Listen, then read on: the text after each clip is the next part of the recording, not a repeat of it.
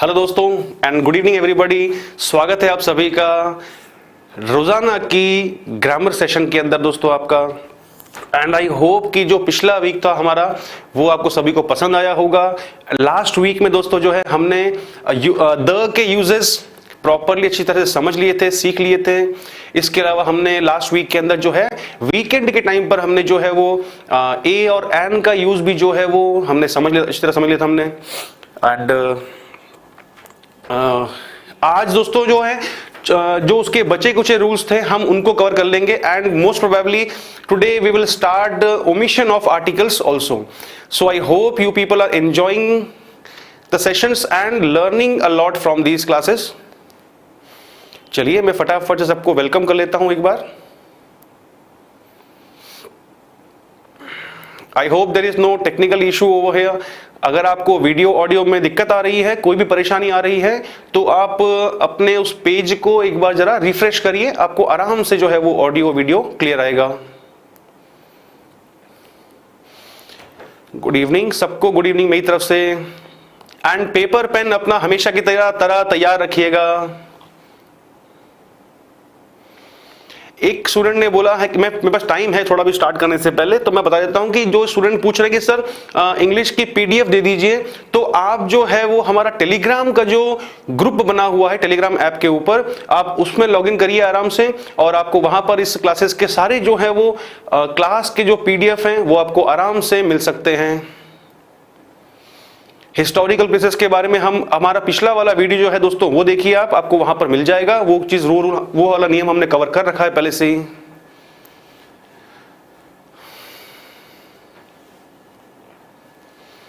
बिल्कुल नोट्स बना के रखिए। एंड जितने अपने सेल्फ प्रिपेयर्ड नोट्स होंगे उनको पढ़ने में उसका एक अलग ही चार्म है, उसका एक अलग ही मजा है। ताकि हमको बुकिश लैंग्वेज या किसी और के नोट्स पढ़ने में दिक्कत आती है, खुद के नोट्स जो बने हुए रहेंगे वो ज्यादा बेटर होगा।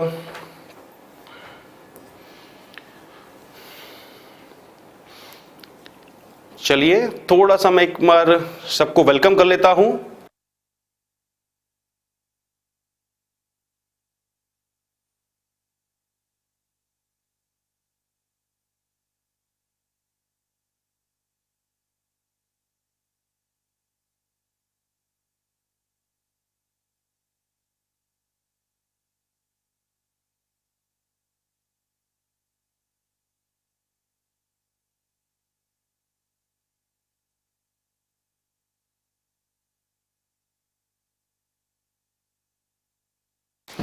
चलिए बिल्कुल, कुछ स्टूडेंट्स मुझे पूछ रहे हैं कि सर प्रैक्टिस कैसे करेंगे। अरे दोस्तों पहले टॉपिक तो पूरा होने दो, बिना थ्योरी पढ़े फिर आप डायरेक्टली जंप करोगे क्वेश्चंस के ऊपर, फिर क्वेश्चंस में आपको डाउट होगा, फिर पूछोगे सर इसका आंसर ये कैसे हुआ।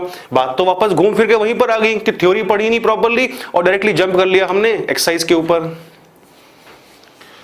चलिए हम शुरू करते हैं आज की क्लास। एरर वाली चैप्टर करवा दीजिए। देखो दोस्तों मैं जो करवाऊंगा आपको प्रैक्टिस सेशंस के अंदर, वहां पर हम पहले थ्योरी करेंगे एंड उसके बाद में उस टॉपिक के ऊपर जिस तरह से क्वेश्चंस बनने की पॉसिबिलिटी होती है, जिस तरह से क्वेश्चंस बन सकते हैं, हम वो सब कुछ जो है वो कवर करते हुए चलेंगे। चलिए पेन पेपर तैयार रखिएगा, हम शुरू करते हैं हमारी आज का सेशन। दोस्तों सैटरडे को जो है हमने वो पढ़ा था मेरे ख्याल से, जहां पर मैंने दो एरो बनवाए थे। यू अल्फाबेट को लेकर जो कंफ्यूजन था वो हमने क्लियर कर लिया था। एच अल्फाबेट को लेकर जो कंफ्यूजन था हमने वो भी क्लियर कर लिया था। एंड लास्ट में आई थिंक मैंने करवाया था आपको ओ अल्फाबेट को लेकर के जो कंफ्यूजन है वो भी। अभी तक कुछ स्टूडेंट ऐसे पूछ रहे हैं कि सर इस फला फला वैकेंसी की क्लास है, आप जो स्टार्टिंग में पेज लिखा हुआ आता है क्लास शुरू होने से पहले उसको ध्यान से पढ़िए एक बार जरा। ग्रामर फॉर ऑल एग्जाम्स है ये, इसलिए फिर देखिए पूछ रहे हैं कि रीट में आएगा, एयरफोर्स में आएगा, एमटीएस में आएगा। आप जो शुरू में पेज बना हुआ आता है उसको बोलते हैं थंबनेल। तो दोस्तों जो थंबनेल बना हुआ आता है उसको ध्यान से देखिए आप लोग, आपको वहीं पर उसका आइडिया मिल जाएगा। ऑलराइट, ये ग्रामर क्लास जो है वो फॉर ऑल एग्जाम्स बेसिक या फिर जिसको हम बात करते हैं जनरल इंग्लिश, जिस एग्जाम में पेपर बनता है उन सभी के लिए ये हमारी क्लास जो है वो आपके लिए बेनिफिशियल रहेगी। बिल्कुल रूल नंबर 7 तक हो गया था। एक व्यूअर ने मुझे बोला है कि 7 तक हो गया था, जहां पर हमने ओ अल्फाबेट को लेकर जो है वो रूल जान लिया था। बिल्कुल चलिए दोस्तों हम अब शुरू करते हैं आज का session. Today is 22nd of July and I am starting the class now। अब जो है वो मैं थोड़ा कमेंट्स पे ध्यान कम दे पाऊंगा मैं। I think it was rule number 8, क्योंकि 7 तो मेरा उसी का था, ओ वाला।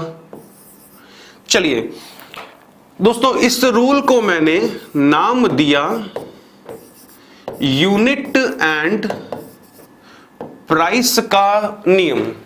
चलिए, पेन का सिंबल बना हुआ आ चुका है, मतलब कि आप जो है वो नोट करना शुरू कर दिया है आप लोगों ने। चलिए, जो नोट्स बना रहे हो वो लिखते हुए चलो।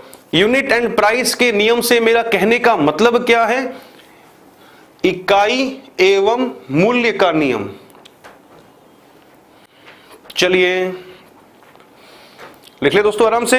अब मैं इसको समझाऊंगा थोड़ा डिफरेंट वे से, कैसे कि हम इसमें दो एग्जाम्पल के जरिए हम इस रूल को पूरा कंप्लीटली समझने की कोशिश करेंगे। ऑलराइट, मैंने दोस्तों पहला एग्जाम्पल लिखा, milk is sold by dash litre, and वहीं पर मैंने बोला मिल्क इज सोल्ड रुपीज, मैंने बोला 50 डैश लीटर। दो एग्जाम्पल्स लिखे आपके सामने मैंने। इकाई और मूल्य बोल लीजिए, इकाई और कीमत बोल लीजिए, कहीं गलती नहीं है। रूल जो है हमारा उसको समझना मेन मोटिव है, इंटेंशन होना चाहिए। चलिए नोट करते चलिए आराम से। तो दोस्तों, जो मेरा पहला सेंटेंस है वो क्या मीनिंग शो कर रहा है कि दूध जो है उस पैसिव में है स्ट्रक्चर उसका, इज के साथ में मैंने थर्ड फॉर्म का यूज किया है।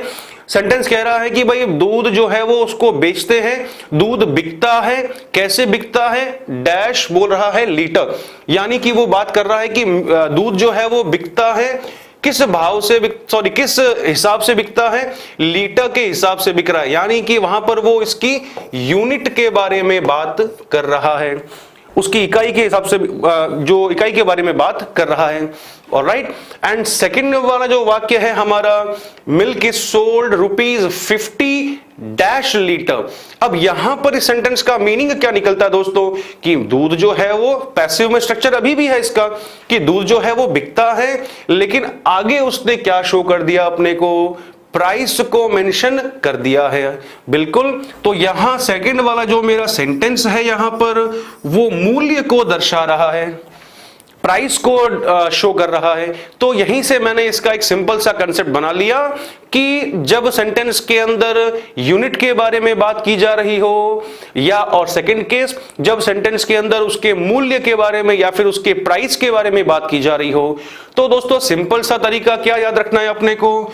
लीटर से मालूम चला अपने को कि उसकी इकाई के बारे में बात हो रही है, और जब यूनिट के बारे में बात हो रही हो तब अपने को उस केस में किसका यूज करना है? आर्टिकल द का यूज करना है। सेकंड केस, यहां पर इस प्राइस से रुपीज 50 से मालूम चला कि प्राइस के बारे में बात हो रही है, तो उस केस के अंदर अपने को जो है उसकी साउंड के अकॉर्डिंग जो है वो ए या एन का यूज करना है। I hope the thing is clear to everyone now. उम्मीद करता हूं कि जो मेरी बात यहां पर है, जो मैंने सिंपल सा कंसेप्ट बनाया है इस रूल का, वो सबको अच्छी तरह से समझ में आ चुका होगा।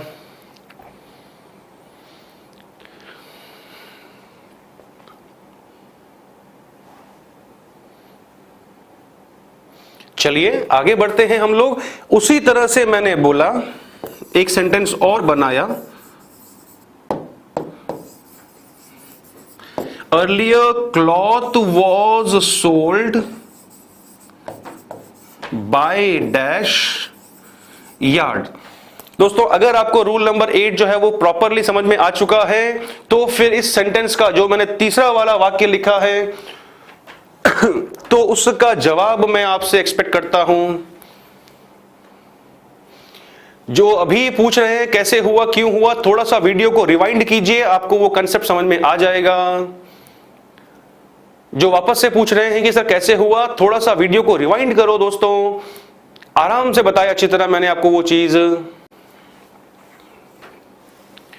रिपीट कुछ बोल रहे हैं, कुछ बोल रहे थे, दोबारा बताइए। थोड़ा सा वीडियो को आप रिवाइंड करिए आराम से, आपको पूरा का पूरा रूल का जो कॉन्सेप्ट है वो समझ में आ जाएगा इजीली, आई एम श्योर। चलिए, तो मैं थर्ड वाले सेंटेंस में दोस्तों आपसे आंसर का एक्सपेक्ट कर रहा हूं कि दोस्तों थर्ड वाले सेंटेंस में मेरा क्या होना चाहिए। सेंटेंस का जो हिंदी मीनिंग है वो मैं आपको एक्सप्लेन कर देता हूं कि अर्लियर यानी पुराने जमाने के अंदर कपड़ा जो है वॉज सोल्ड बोल रहा है, यानी कि कपड़ा बिकता था। पैसिव में स्ट्रक्चर यूज किया है, बिकता था, लोग बेचते थे, और कैसे बेचते थे, बाय डैश यार्ड बोल दिया कि पुराने जमाने के अंदर कपड़ा जो है वो बिकता था, लेकिन कैसे बिकता था, यार्ड के हिसाब से, यानी कि गज के हिसाब से कपड़ा जो है वो बिकता था। बिल्कुल सबने सही कॉन्सेप्ट पकड़ा इसका, यहां पर कहीं पर भी किसी को कोई कंफ्यूजन नहीं होनी चाहिए मेरे ख्याल से। यार्ड के आते ही हमको हिंट मिला कि क्या हुआ, यूनिट के बारे में वो बात कर रहा है, और यूनिट के बारे में बात करते ही हमने उस रीजन से पहले उसके फिर अब किसका यूज किया, द का यूज किया। फटाफट से थम्स अप बना के भेज दीजिए if the concept and the rule is clear to everyone. अगर सबको जो है वो ये रूल, ये कंसेप्ट, एग्जांपल्स तीनों समझ में आ गए हैं, फटाफट से जल्दी से जो है वो थम्स अप बना के भेज दीजिए ताकि हम आगे चले अपने रूल नंबर 9 की ओर।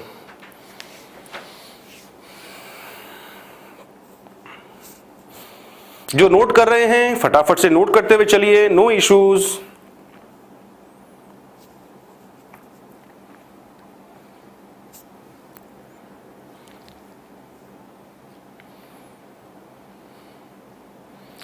वेरी नाइस,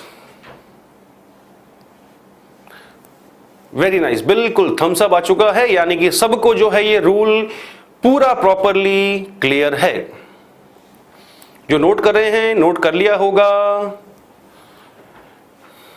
चलता हूं मैं आगे अब हमारे अगले रूल की ओर, रूल नंबर 9।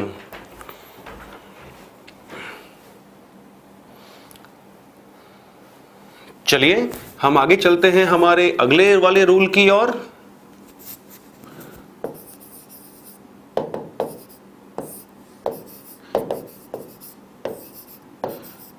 दोस्तों अगले वाले रूल का मैंने सिंपल सा नाम दिया एनी एंड ऑल का नियम। हालांकि दोस्तों दोनों ही कंसेप्ट्स राइट हैं एग्जामिनेशन पॉइंट ऑफ व्यू से, इस बात को आप ध्यान रखिएगा। ऐसा नहीं कि मैं एग्जाम्पल पहले लिखवाता हूं, पहले आपको एक बार जरा, तभी शायद मेरे ख्याल से मैं इसको प्रॉपर वे के अंदर समझा पाऊंगा।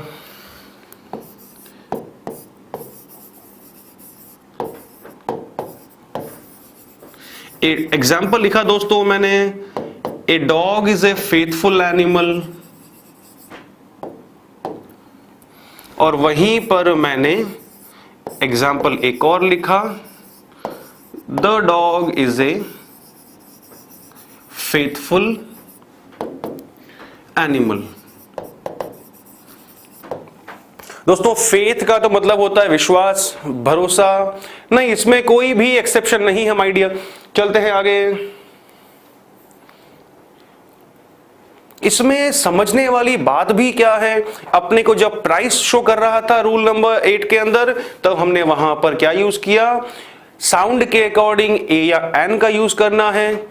जैसे एग्जांपल एक और था, eggs are sold by the dozen, मतलब कि एग्स जो हैं वो बिकते हैं, और किस हिसाब से बिकते हैं, वो दर्जन के हिसाब से बिकते हैं। सिंपल सा ट्रिक निकाल लिया, प्राइस दे रहा है तो वहां पर लगाओ साउंड के अकॉर्डिंग ए या एन। अगर अपने को वहां पर यूनिट बोल दिया, लीटर, केजी, डजन, यार्ड, तब अपने को वहां पर आर्टिकल द का ही यूज करना है। बिल्कुल डजन का एग्जांपल मैंने दे दिया है आपको मिल चुका होगा मेरे ख्याल से। थोड़ा सा डिले चलता है वॉइस 5 to 6 सेकंड्स का, लेकिन मेरे ख्याल से आपको आंसर उसका सेंटेंस मिल चुका होगा। Eggs are sold by the dozen, right है कहीं पर भी, उसमें कोई दिक्कत नहीं होगी। चलिए आगे बढ़ते हैं। रूल नंबर 9 सेज कि यहां पर एनी एंड ऑल का मैंने कंसेप्ट बनाया। तो दोस्तों यहां पर कुछ लोग सोच रहे होंगे कि मेरा फर्स्ट वाला एग्जाम्पल जो है वो राइट है, और कुछ लोग सोच रहे होंगे कि जो मेरा सेकंड वाला एग्जाम्पल है वो राइट होगा। एक्चुअली में दोनों के दोनों एग्जाम्पल्स जो हैं वो ग्रामेटिकली करेक्ट हैं। फिर से बोल रहा हूं बात में, दरअसल अगर आपने एग्जाम्पल्स दोनों पढ़ लिए हैं तो ग्रामेटिकली दोनों के दोनों जो है वो एग्जाम्पल्स करेक्ट हैं, पहली बात तो ये। लेकिन अब दोनों वाक्य अगर राइट हैं ग्रामेटिकली तो क्या मैं इसका मतलब ये समझूं कि भाई दोनों के दोनों एग्जाम्पल्स का मीनिंग सेम होगा? नो, वहीं पर मेरा ये रूल बिल्कुल आप सुनते चलो। मेरे ख्याल से आपके कान कम काम करते हैं, उंगलियां ज्यादा फास्ट काम करती है। मैं पूरा रूल समझा रहा हूं, उसको सुनो अच्छी तरह से। बिल्कुल, ए डॉग द डॉग, सुनो पहले अच्छी तरह से। जब दोस्तों वो सिंगुलर नाउन जो है उसके बारे में हमको, जब हम उसके पहले ए लगा देते हैं एंड उसके आगे उसकी कोई भी क्वालिटी को शो करते हैं, तब वहां पर फिर वो ए लगने से उस सेंटेंस का मीनिंग क्या निकला कि एनी के सेंस में बात कर रहा है वो, कि भाई कोई भी डॉग जो होगा वो नेचुरल सी बात है क्या होगा, भरोसेमंद जानवर होगा। ये सॉरी होता है, क्योंकि आगे वो इज बोल रहा है इसलिए। ऑलराइट, सिंगुलर नाउन के पहले हमने ए या एन लगाया एंड उसके बारे में हमने कोई भी क्वालिटी को शो किया, तब वहां तो वो शो कर रहा है मीनिंग किसको, एनी के सेंस को शो करेगा। और उस एनी के कारण से हमारा मीनिंग क्या निकला कि कोई भी डॉग जो होगा, एनी का मीनिंग कोई भी डॉग जो होगा वो क्या होगा, फेथफुल होगा। लेकिन जब उसके साथ में द लगा तो वहां पर फिर उसका मीनिंग निकलता है दोस्तों, बाकी पूरा सेंटेंस सेम है, सिर्फ स्टार्टिंग के दोनों आर्टिकल्स को छोड़ करके। तो यहां पर जो है अब उसका मीनिंग निकलता है वो संपूर्ण जाति को दर्शाता है, इसलिए it represents the entire class. वो पूरी की पूरी श्रेणी को, पूरी की पूरी समूची जाति को या क्लास को रिप्रेजेंट करेगा। और फिर वहां पर मेरा सेकंड सेंटेंस जो होगा, यस एक वर्ड यूज किया है, पूरी फैमिली के बारे में वो शो कर रहा है, मेरा सेकंड वाला sentence.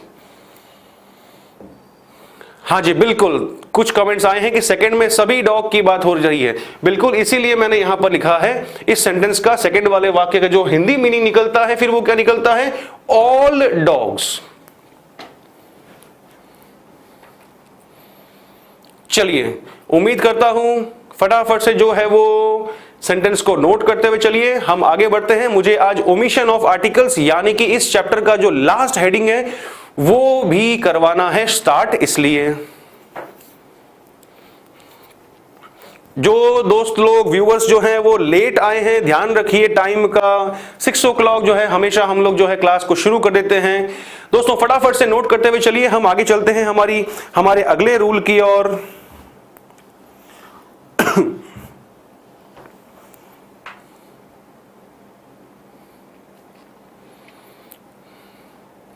All family of dog नहीं होकर के द होल क्लास।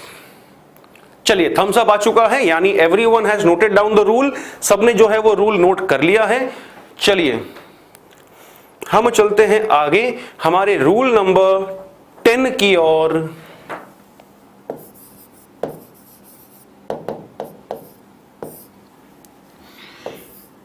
इसका मैंने नाम दिया सिंपल शॉर्ट में unknown person.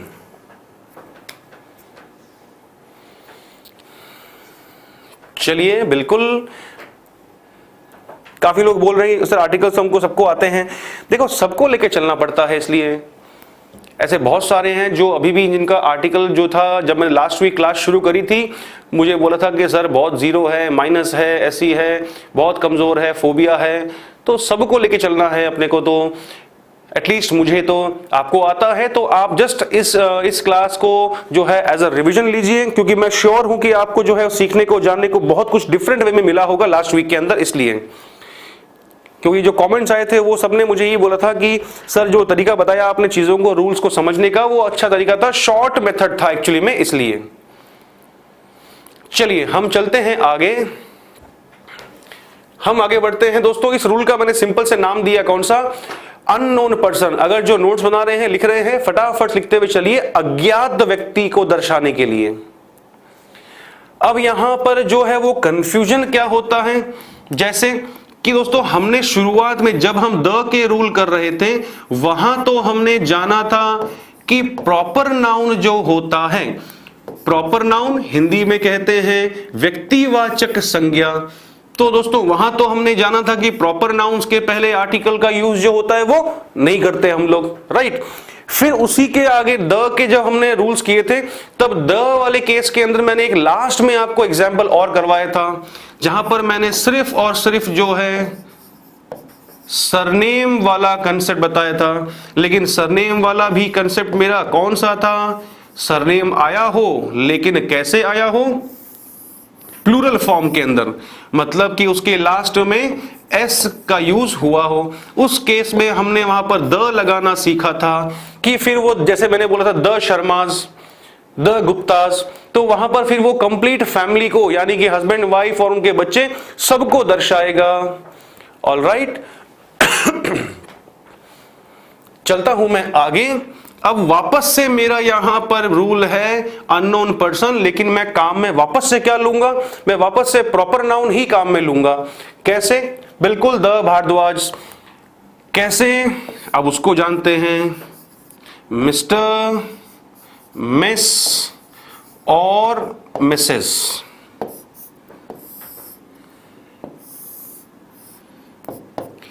And surname.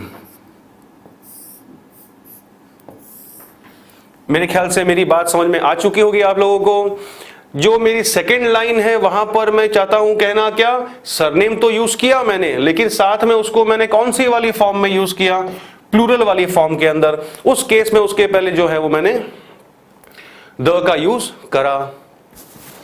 Alright, लेकिन जो मेरा थर्ड वाला स्ट्रक्चर है दोस्तों, वो क्या कहता है उसको भी जानते हुए चलना। थर्ड वाला कह रहा है कि अगले व्यक्ति का केवल सरनेम आ रहा है। ये वाला जो है उस वाले से डिफरेंट कैसे? क्योंकि वो जो है वो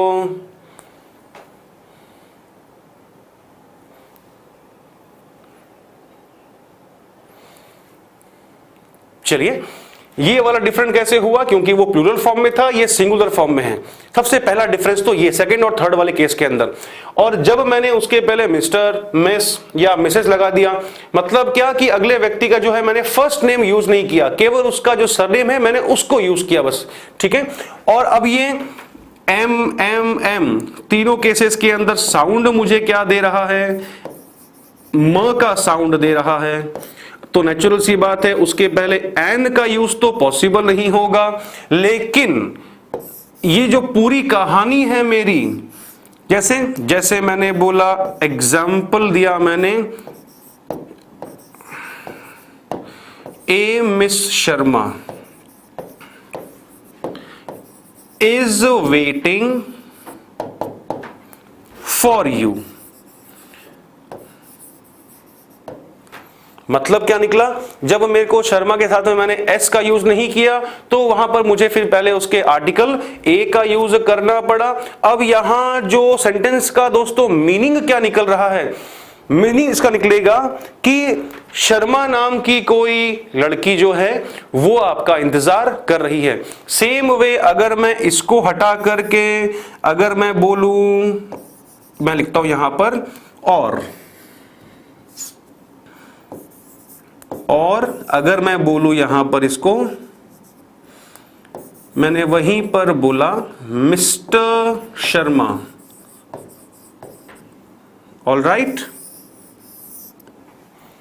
ए मिस शर्मा या फिर ए मिस्टर शर्मा, उस केस में भी क्या होगा? मीनिंग वही निकलेगा कि ऐसे व्यक्ति के बारे में बात हो रही है जो अननोन है हमारे लिए।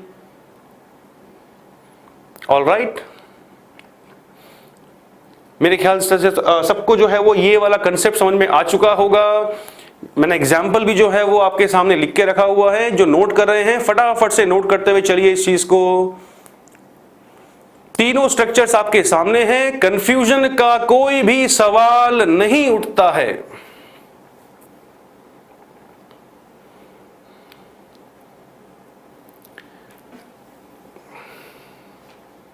बिल्कुल, a Mrs Yadav is waiting for you भी राइट होगा, यानी कि ऐसे लेडी जिनका सरनेम है यादव और जिसको मैं जानता नहीं हूं, मेरे लिए वो पर्सन अज्ञात है, अननोन है, इसलिए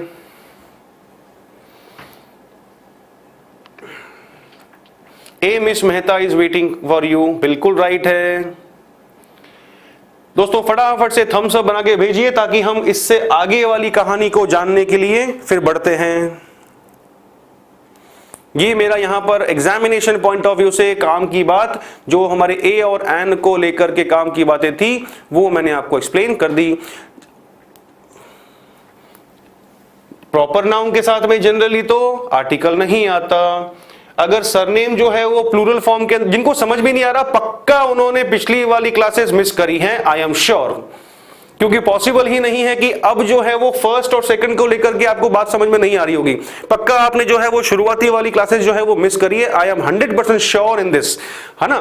तो यहां पर वापस से बता रहा हूं मैं, एक बार लास्ट टाइम बता रहा हूं, फटाफट से सुनते चलिए, समझते हुए चलिए। Generally proper nouns no article, इसलिए मैंने क्रॉस लगाया वहां पर। सेकंड केस, सरनेम दिया हो किसी व्यक्ति का और लेकिन वो दिया हुआ हो लास्ट में उसके एस लगा हुआ हो, ठीक है, लास्ट में उसके एस लगा हुआ हो, मतलब कि वो प्लूरल फॉर्म के अंदर दिया हुआ हो। और उस केस में अगर मैं वहां पर द लगाता हूं तो फिर वो शो कर रहा था किसको? कंप्लीट फैमिली को। अब जो मेरी आज वाली कहानी है वो तो इससे डिफरेंट है। सरनेम वहां पर भी था, सरनेम यहां पर भी था, लेकिन सरनेम जो है वो वहां पर प्लूरल फॉर्म में था, यहां पर वो सिंगुलर फॉर्म में है। और उसके पहले मिस्टर, मिस या मिसेस लगा हुआ मिल जाए, एंड देन अगर हम उसके पहले एन तो आने वाला नहीं है क्योंकि साउंड दे रहा है म का, उस केस में अगर उसके पहले मैं ए का यूज करता हूं, द वैसे भी आने वाला नहीं है। द क्यों नहीं आएगा? क्योंकि यहां पर ये सिंगुलर फॉर्म में है, इसलिए, ठीक है। एंड अगर उसके पहले अगर मैं ए लगाता हूं तो उस केस में फिर वहां पर जो है ये पूरी कहानी जो है फिर मेरे को क्या शो करेगी? अननोन पर्सन को दर्शाएगी, अज्ञात व्यक्ति को दर्शाएगी। Is that clear to everyone? A Miss Gupta is coming here, यानी कि ऐसे व्यक्ति जिनको जानता नहीं हूं और वो आ रहे हैं। Sharma is waiting for you, grammatically correct नहीं होगा, ए मिस्टर शर्मा होना चाहिए वहां पर, इज वेटिंग फॉर यू। चलिए हम चलते हैं आगे।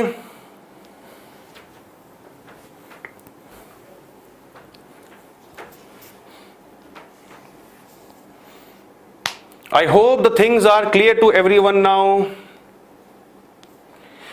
जिनको प्रॉपरली व्यू नहीं हो रहा है स्क्रीन, थोड़ा सा रिफ्रेश करिए या फिर सेटिंग्स में जाकर के जो वीडियो क्वालिटी है उसको थोड़ा इंप्रूव करिए आप। ये दिक्कत आती है क्योंकि आपने अपने YouTube के अंदर जो ऐप है आपका, उसके अंदर आपने सेटिंग्स के अंदर जो है वीडियो को व्यू करने की जो क्वालिटी है, इमेज क्वालिटी जो है, वीडियो क्वालिटी है, आपने उसको घटाया हुआ होगा, इसीलिए मेरे ख्याल से आपको इमेज क्लियर नहीं आ रहा होगा। उसको लेके चलिए 360 पर या फिर उसको लेके चलिए आप 720 के ऊपर, आराम से आपको वीडियो क्लियर नजर आ जाएगा। चलिए, सबको जो है वो मेरे ख्याल से जो है समझ में आ चुका होगा। हम चलते हैं आगे एंड अगली कहानी पर। यहां तक तो था मेरा दोस्तों uses of a and an. अब मैं चलता हूं इस चैप्टर की जो लास्ट हेडिंग है, जहां से क्वेश्चंस ज्यादा उठते हैं, omission of articles. Omission word बना है दोस्तों ओमिट से, ओमिट OMIT। ओमिट का मीनिंग होता है, अब देखो फिर डाउट हुआ, सिंगुलर सरनेम के साथ ए आएगा क्या? थोड़ा सा वीडियो को रिवाइंड करिए, आराम से आप समझ जाएंगे, क्योंकि बाकी लोग जो है मेरे ख्याल से वो सब समझ चुके हैं। थोड़ा इसको रिवाइंड करिए वीडियो को, आपको प्रॉपरली समझ में आ जाएगा। चलिए हम चलते हैं आगे चैप्टर की third and most important heading की ओर, ओमिशन ऑफ आर्टिकल्स। यानी कि ओमिशन वर्ड बना है दोस्तों ओमिट से, एंड ओमिट का मतलब क्या होता है? हटाना। हटाने वाला केस मतलब क्या हो गया उसका? हटाने वाला केस उसका मतलब हो गया कि सेंटेंस क्वेश्चन बनेगा हमारा एरर वाले केस की फॉर्म में, स्ट्रक्चर के अंदर, और उस नाउन के पहले, किसी वर्ड के पहले आर्टिकल लगा हुआ है, तो हेडिंग कह रहा है कि उसके पहले कुछ रूल्स को फॉलो करते हुए हमें आर्टिकल हटाना पड़ेगा वहां से, वहीं पर उसकी एरर होगी। इस रूल को मतलब आर्टिकल जो ए या फिर एन या फिर द, तीनों में से जो भी लगा हुआ है, हमको उन तीनों में से हटाना पड़ेगा आर्टिकल। तो बनी हमारी हेडिंग कौन सी? Omission of article. इसी हेडिंग को और क्या कहते हैं? Use of zero article. अब यहां पर मेरा जीरो से कहने का मतलब क्या है कि वहां पर किसी वर्ड के पहले ए एंड द तीनों का ही यूज नहीं होना चाहिए, मतलब कि वहां पर कोई आर्टिकल नहीं आना चाहिए। उससे निकलता है मीनिंग हमारा कौन सा, यूज ऑफ जीरो आर्टिकल, जिसके बारे में मैंने लास्ट वीक यानी कि जो हमारी फर्स्ट क्लास हुई थी वहां पर मैंने चर्चा की थी कि मॉडर्न इंग्लिश में, एक्चुअली इंग्लिश में तो आर्टिकल 3 ही है, ए एंड द, टोटल 4 कैसे बना दी गई मॉडर्न इंग्लिश में, ये वाला चौथा इसको बना दिया गया जीरो आर्टिकल, मतलब कि ए एंड द के अलावा चौथा आर्टिकल कौन सा बनाया मॉडर्न इंग्लिश के अंदर, जीरो। जीरो से मतलब वहां पर मेरा कहने का मतलब क्या है कि उस केस के अंदर जो हम रूल्स जानेंगे अभी, उन केसेस के अंदर हम जो है किसी नाउन के पहले आर्टिकल का यूज करेंगे ही नहीं वहां पर। बिल्कुल फर्स्ट ग्रेड के लिए भी यूजफुल है, आप पढ़ते हुए चलिए, पढ़ने पे फोकस करिए आराम से। जो क्वालिटी वाली जो काम की बातें आपको बता रहा हूं, आप उस पे फोकस कर ही नहीं रहे हो आप लोग, पक्का आपके हाथ में पेन नहीं है इसीलिए। चलिए,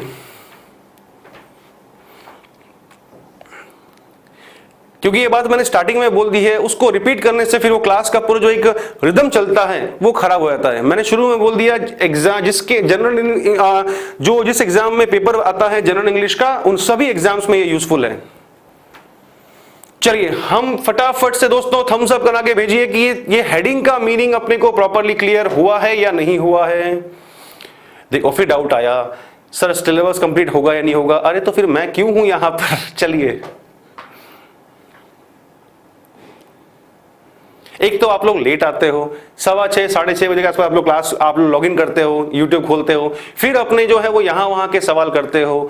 क्या मतलब उस चीज का? आपको कोई भी कमेंट करना है, जो पढ़ रहे हैं उसके अलावा कुछ पूछना है आपको, मैं फिर से बता रहा हूं, इसके अलावा कुछ भी पूछना है आपको, आप आराम से जो है जब ये लाइव क्लास फिनिश होती है उसके बाद आप कमेंट कर दीजिए, ताकि हमारी एडमिन टीम को आपके कमेंट्स प्रॉपरली रिसीव हो जाएं। इसलिए चलिए, थम्स अप आ चुका है, यानी कि सबको ये हेडिंग का मीनिंग जो है वो समझ में आ चुका है, यानी किन शर्तों को, किन नियमों को फॉलो करते हुए मैं किसी वर्ड के पहले आर्टिकल का यूज नहीं करूंगा।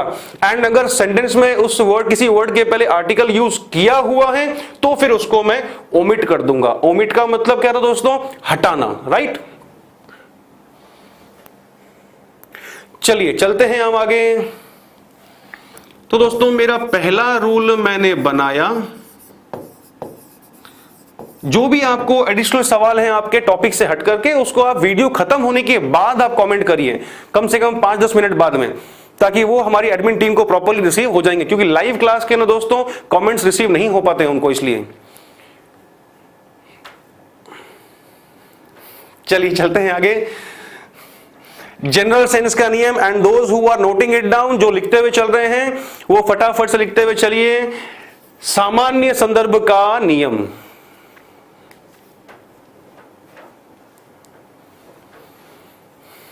चलिए जो हिंदी में लिख रहे हैं फटाफट लिखते हुए चलिए। सामान्य संदर्भ का नियम,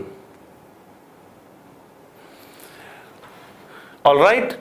अब ये रूल जो दोस्तों है वो बहुत ज्यादा डाइवर्स है, लेकिन इसको अपन ने एग्जामिनेशन पॉइंट ऑफ व्यू से छोटा कर दिया। समझना, कमेंट्स रोक दीजिए आराम से, जो मैं बोल रहा हूं उस पे फोकस करिए, ताकि अगर आप नोट कर रहे हैं तो आपको नोट करने में भी आसानी होगी। इसलिए ये देखो, फिर भाई पूछा ऑनेस्ट क्या क्या आएगा। अरे थोड़ा पिछला क्लासेस को रीड करो भाइयों। जनरल सेंस का नियम हिंदी में कहते हैं सामान्य संदर्भ का नियम। अब मैं उन वर्ड पे आ रहा हूं। द रूल सेज, नियम कहता है कि अगर सेंटेंस में, वाक्य में मैन, वोमन, नेचर, प्रकृति, लाइफ, डेथ, साइंस, आर्ट, कला, लिटरेचर, रिलीजन, सोसाइटी,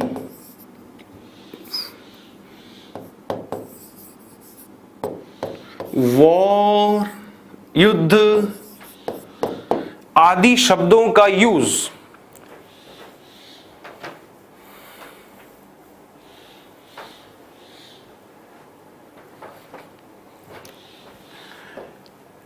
लिख लिए या नहीं लिखे? कुलदीप कटाला, आप बहुत ज्यादा कंफ्यूज्ड हो, सैटरडे वाला वीडियो देखिए, वहां पर हमने ए और एन का यूज जो है वो प्रॉपर्ली पढ़ा हुआ है। आप मिस कर चुके हो सैटरडे वाली क्लास को। माय डियर, आई सजेस्ट कि आपको पहले जो है वो उसको देख लेना चाहिए, तभी आपका डाउट जो है वो क्लियर हो पाएगा। आपका कमेंट मैंने 2-3 बार देखा, इसलिए क्लास मिस करोगे तो फिर दिक्कत तो आएगी दोस्तों। लैंग्वेज से पहले लैंग्वेज को हम पढ़ेंगे आराम से। जो पहले अभी खिला रहा हूं उसको पहले खाने की कोशिश करो। दूसरे की थाली में घी दिखता है अधिक, वो वाली बात मैं जानता हूं, देऊंगा, सब खिलाऊंगा, चिंता मत करो। चलिए दोस्तों, ऐसे वर्ड्स का यूज, सबका हिंदी मीनिंग जो है मैं वो बता देता हूं। आदमी, औरत, प्रकृति, जीवन, डेथ, मृत्यु, विज्ञान, कला, साहित्य, धर्म, समाज, युद्ध। अगर इन शब्दों का यूज किया गया हो सेंटेंस में, लेकिन कैसे किया गया हो, जनरली बात की जा रही हो, तो जनरली अगर इन शब्दों का यूज करके बात की जा रही हो, ऑलराइट, तो जब भी वो जनरली बात करेगा उस केस में हम इन वर्ड्स के पहले किसी भी आर्टिकल का यूज नहीं करेंगे। No article will be used before these words. इन शब्दों के पहले किसी भी आर्टिकल का यूज नहीं होगा। क्यों नहीं होगा? क्योंकि जब ये बात करेगा किस सेंस में, जनरली बात करेगा तब। ऑलराइट, चलते हैं आगे। एक थोड़ा सबका जो फोबिया होता है ना इंग्लिश का लेकर, अरे क्या पढ़ रहे हैं, थोड़ा सा वो, तो थोड़ा सा उस मूड को भी नॉर्मल रख के चलना पड़ता है, इसलिए थोड़ा हंसाना भी जरूरी है। नहीं तो वैसे भी वो इंग्लिश जो है वो सबके दिमाग में हवा बन के बैठी हुई है, अरे कैसा बादल है, कब फटेगा पता नहीं, इसलिए।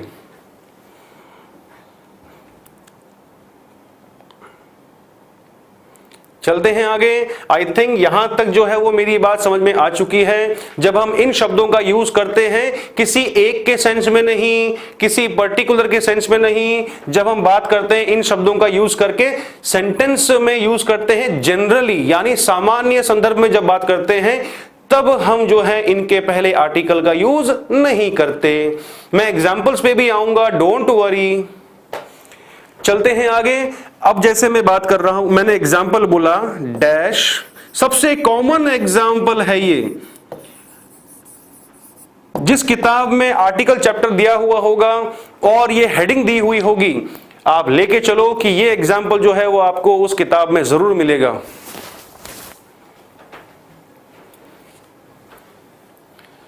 चलें आगे। तो मैन इज मॉर्टल, जिनको मॉर्टल शब्द का मीनिंग नहीं मालूम है साइड में लिख के रख लो आराम से।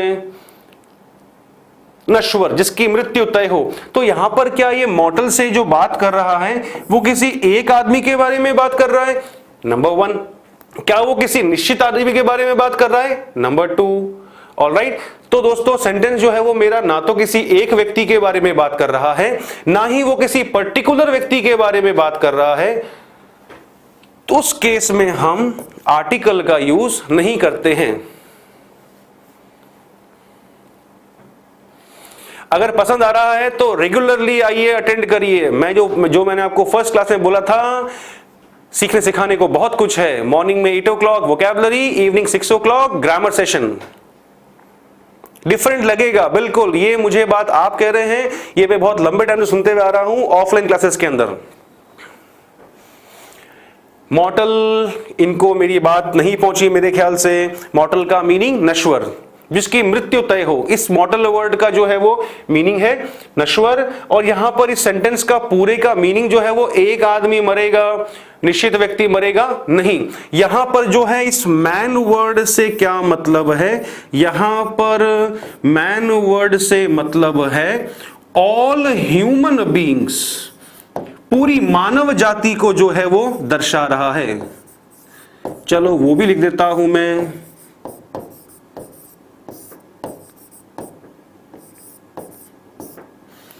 यहां पर मैन इज मॉर्टल से सेंटेंस का पूरे का मीनिंग है, पूरी संपूर्ण मानव जाति के बारे में बात हो रही है कि इंसान जो है, मनुष्य जो है वो नश्वर है, उसकी मृत्यु कभी ना कभी तो होगी ही होगी। समझ में नहीं आया दोस्तों तो थोड़ा सा वीडियो रिवाइंड करो, मैं बहुत ऑलरेडी स्लो चल रहा हूं इसलिए। फर्स्ट क्लास है तो प्रीवियस के जो लास्ट वीक के 6 सेशंस जो थे उनको अटेंड करना, उनको वॉच करना ना भूलें। पसंद आ रहा है तो लाइक करना ना भूलें। थैंक यू मत बोलिएगा, 4 लोगों को बताइएगा बस चैनल के बारे में एंड क्लास के बारे में।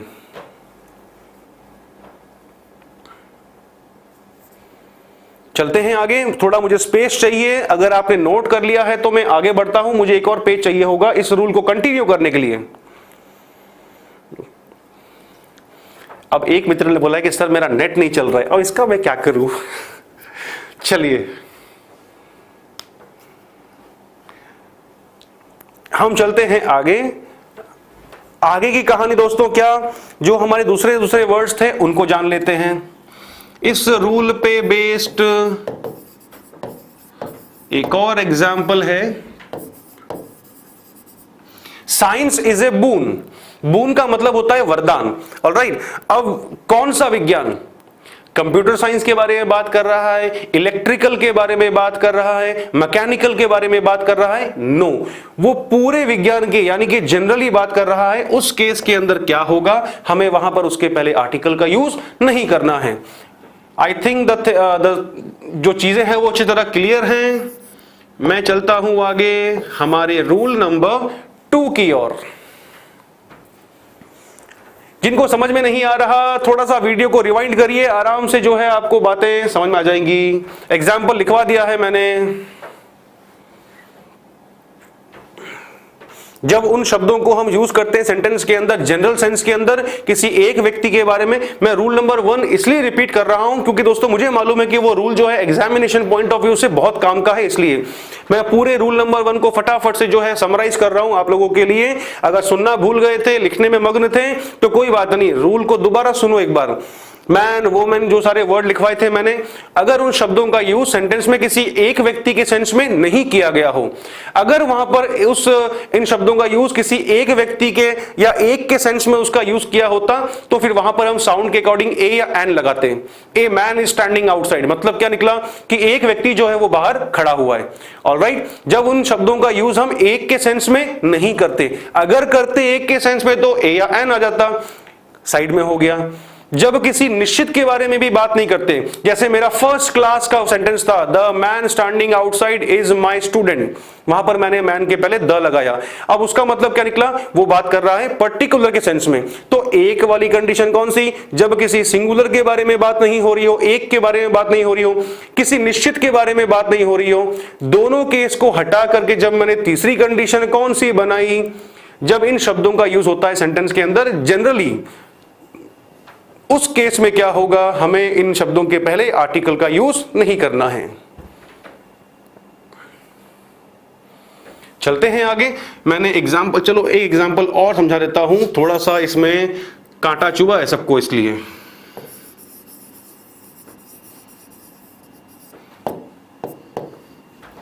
मैंने बोला literature is the mirror of society. Sentence का हिंदी मीनिंग दोस्तों क्या निकला, साहित्य जो है वो क्या है, वो समाज का आईना है। अब सेंटेंस का मीनिंग क्या निकला कि इस लिटरेचर जो है वो समाज का, साहित्य का आईना है। समाज में जो भी घटित हो रहा है वो अपने को सारा कहां पढ़ने को मिल जाता है, साहित्य के अंदर मिल जाता है।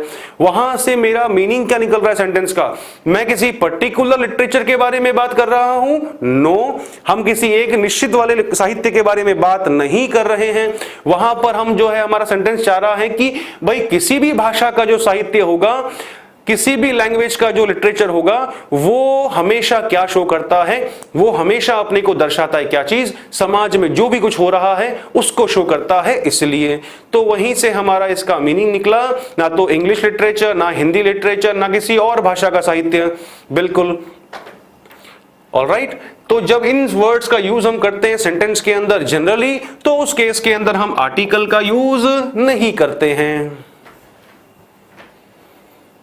थम्स अप आना शुरू हो चुके हैं, तो क्या मैं इसका मतलब यह समझूं कि मुझे रूल नंबर 2 की ओर बढ़ जाना चाहिए? कुछ समझ में नहीं आ रहा जिन्होंने ये कमेंट किया है, क्योंकि आपका ध्यान कहीं और है मेरे दोस्त। बात बुरी लगे तो इग्नोर करना, अगर समझदार हो तो पढ़ाई पे ध्यान दो, पर्सनल कमेंट्स नहीं करने हैं अपने को। मॉर्टल लिखवाया था मैंने, एक मिनट देख लेता हूं जरा मैं। बिल्कुल मॉर्टल लिखा हुआ है दोस्तों, स्पेलिंग में कहीं मिस्टेक नहीं हुई है। मैंने चेक इसलिए किया क्योंकि हो सकता है कि बोलते ही साथ में मैं लिखवा भी रहा हूं, तो क्या पता कोई चूक हो गई हो। थम्स अप आ चुका है, यानी कि सबने जो है वो रूल अच्छी तरह से पकड़ लिया है, समझ लिया है। तो मैं अब आगे बढ़ता हूं रूल नंबर 2 की ओर। सिंपल सा रूल है दोस्तों, अगर रटना हो तो रट लो इसको आराम से, बाकी मैं समझा रहा हूं इसको ट्रिक के हिसाब से। सॉर्ट, काइंड, टाइप, ये 3 शब्दों को भूलना मत। तीनों का जो मीनिंग है वो है प्रकार। ऑलराइट, तीनों शब्दों का मीनिंग है प्रकार, ठीक है। तो अगर अपने को सेंटेंस के अंदर SORTKIND या फिर टाइप लिखा हुआ मिल जाए और उसके आगे का स्ट्रक्चर जो है वो मुझे कहता है कि उन तीनों में से किसी भी एक वर्ड जो दिया हुआ हो उसके आगे अपने को ऑफ लिखा हुआ मिल जाए, तो पूरा क्या बना? सॉर्ट ऑफ, काइंड ऑफ या फिर type of. Is that clear? Sort of, kind of, type of लिखा हुआ मिल जाए। अब पिक्चर बाकी है। आगे की कहानी कहती है रूल की कि हमें उस ऑफ के आगे जो है वो नाउन लिखा हुआ, नाउन लगा हुआ मिल जाए। चले, तो उस केस में मेरा नियम कहता है कि उस केस के अंदर मुझे वहां पर उस नाउन के पहले किसी भी आर्टिकल का यूज नहीं करना है। चलें आगे, जो नोट कर रहे हैं फटाफट से स्ट्रक्चर को नोट करते हुए चलिए। मैं 1-2 एग्जांपल देके फटाफट से आगे बढ़ूंगा, क्योंकि इस रूल के अंदर ऐसा सच कुछ समझाने वाला कुछ भी नहीं है। Sort of, kind of, type of और उस ऑफ के बाद में आने वाला नाउन, सो उस ऑफ और नाउन के बीच में कभी भी आर्टिकल का यूज नहीं करना है। बिल्कुल, आप नोट करते हुए चलिए, एग्जाम्पल भी आ रहे हैं। जैसे मैंने सेंटेंस बोला, I don't like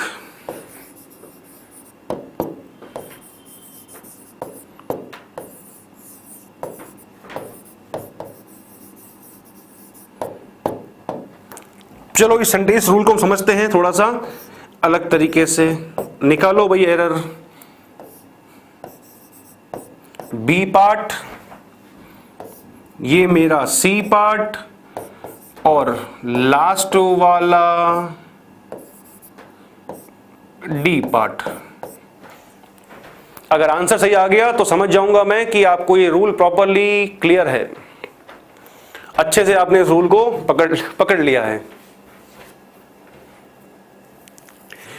एक ने पूछा है सर ईजी की फुल फॉर्म बताओ। बताऊंगा बाद में आराम से, पहले रूल से डाइवर्ट मत हो।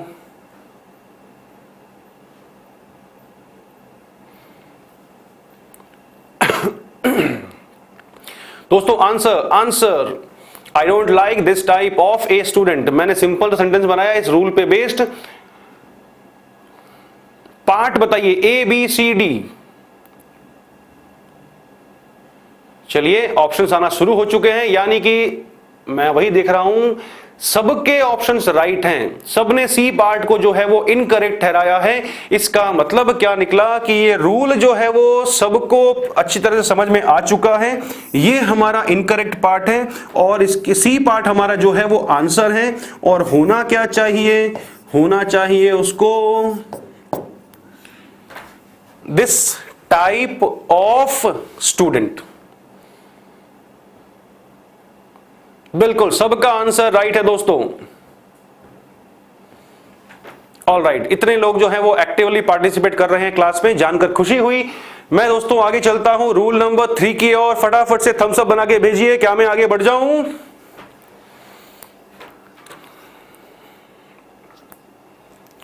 दोस्तों slow progress is better than no progress. अगर हम धीरे धीरे ही आगे बढ़ रहे हैं, नहीं बढ़ रहे हैं, उससे तो बेहतर ही है ये।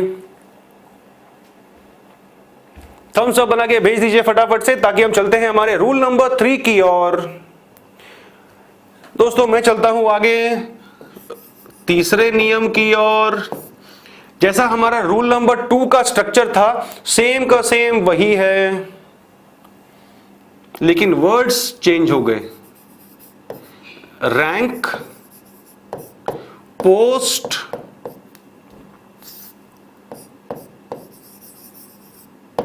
And title. कोई भी रैंक, कोई भी पोस्ट, कोई भी टाइटल, कोई भी उपाधि, एंड उसके आगे की कहानी क्या, आगे ऑफ आ रखा हो और उस ऑफ के आगे अपने को नाउन लगा हुआ मिल रहा हो, तो उस केस में क्या होगा? जैसे हमने रूल नंबर 2 में जाना था, सेम का सेम वही कंसेप्ट काम आएगा। मतलब क्या? Rank of, post of, title of, and उस ऑफ के आगे नाउन लगा हुआ मिल जाए। उस केस में उस ऑफ और नाउन के बीच में अपने को कभी भी आर्टिकल का यूज नहीं करना है। जैसे जैसे मैंने एग्जाम्पल बोला, his father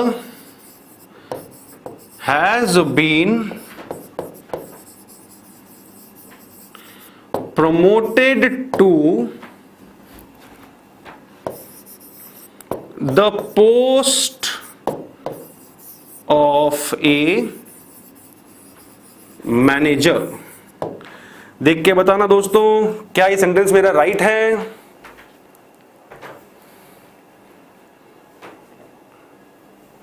बिल्कुल, इसमें भी नाउन से पहले नो आर्टिकल।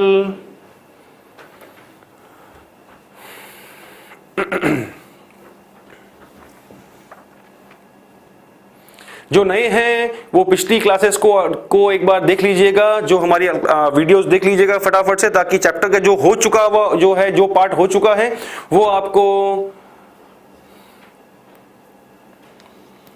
प्रॉपरली क्लियर हो जाए। इसलिए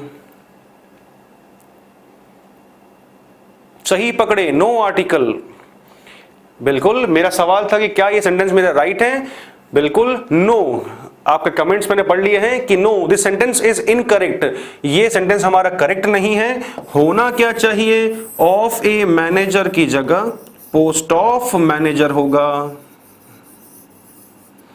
और जिनको डाउट हो रहा होगा इसको लेकर के कि भाई इसके पहले, पोस्ट के पहले द क्यों आया, क्योंकि किसी निश्चित पोस्ट के बारे में बात की जा रही है,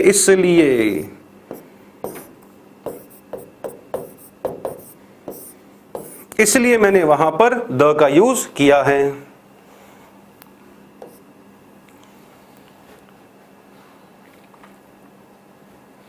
सबका आंसर राइट है। दैट मीन्स मेरे को इसका हिंट मिल चुका है कि ये रूल नंबर 3 में भी किसी को भी कोई भी कैसा भी कंफ्यूजन नहीं है।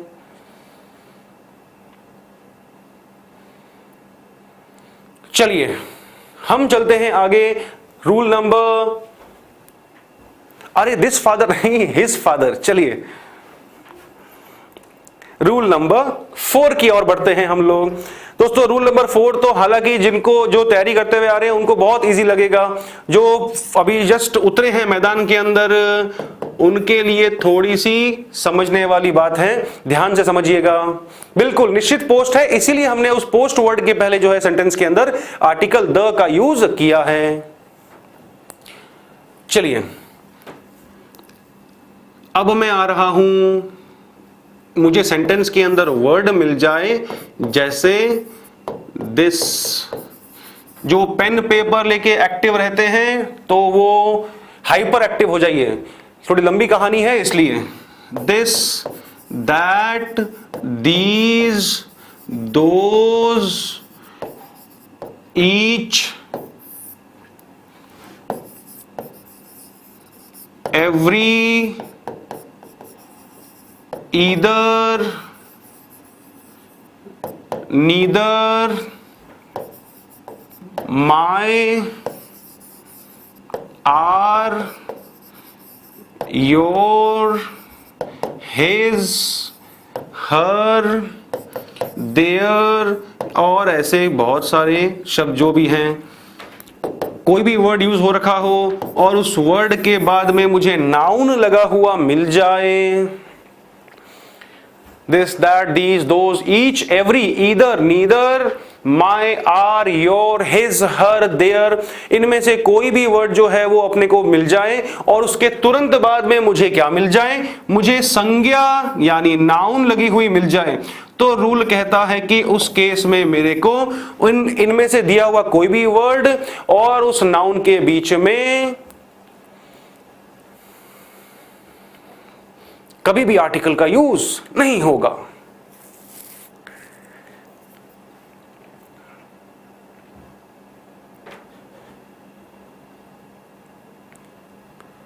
चलिए, पेन का सिंबल आ चुका है, यानी कि सब ने जो है वो मगन हो चुके हैं नोट करने के अंदर।